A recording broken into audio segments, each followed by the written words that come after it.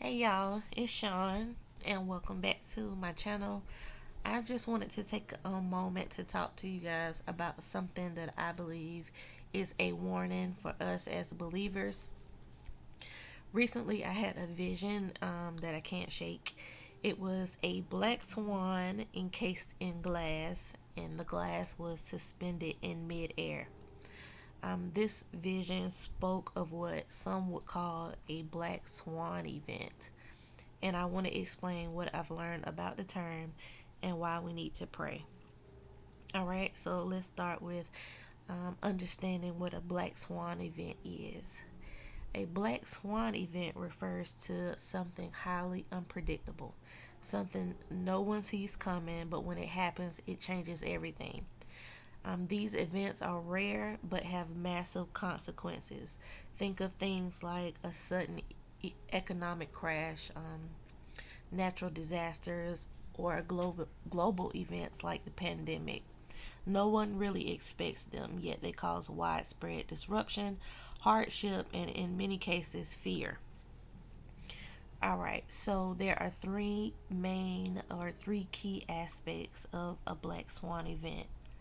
The first aspect is rarity and unpredictability. These events are nearly impossible to predict. They're the type of thing that no one plans for because they seem so far outside of the norm that you can't see them coming. The next aspect is severe impact. These events leave a massive mark, whether it's an economic collapse, a natural disaster, or a major societal shift. Black swan events shake things up in a way that changes how we live, how we think, and how we prepare for the future. And the last aspect of a black swan event is hindsight or retrospective predictability. Because when it's all said and done, we look back and wonder, how did we not see this coming? There's often a realization that the signs were there, but they weren't recognized in time. All right, so now back to the vision I had of the black swan encased in glass.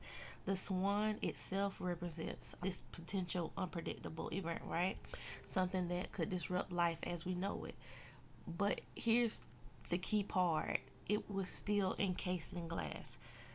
So to me, that glass represents like a buffer, almost like time is still on our side. It hasn't been released yet. The event hasn't happened.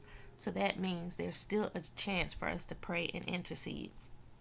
As believers, we're not just passive observers waiting for things to happen. God has given us the power of prayer, and prayer that can prevent, delay, or even change the course of events. Jesus warns us to watch and pray, to stay alert in the spirit. And I believe this vision is God's way of telling us to pray now before this black swan event is no longer held up or suspended in the air, shattering the glass and now becoming a reality. When we're praying, we're not just whispering words in the air, we're engaging in spiritual warfare. We're asking God to step in, to intervene in situations that we can't even see yet. We're inviting His protection, His wisdom, and His peace to come before the chaos. Prayer puts us in the position to align with God's will, and it's powerful enough to stop things from spiraling out of control. So think of it like this: the enemy might be planning chaos, confusion, or even destruction, but prayer builds a wall of protection. It stands in a gap. It's our way of saying, God, we trust you and we need you to move. And trust me, He listens. He doesn't just give us warnings for nothing. So I'm calling on you all to pray with me. This vision of the black swan isn't just for me, it's for all of us. Let's pray that whatever is looming, whatever the enemy is planning, is held back by the hand of God. Pray for protection over your family, over your community, our nation, and the world. We don't know exactly what's coming, but we know we have the power of prayer to prevent it from becoming worse than it needs to be. I cannot stress this enough.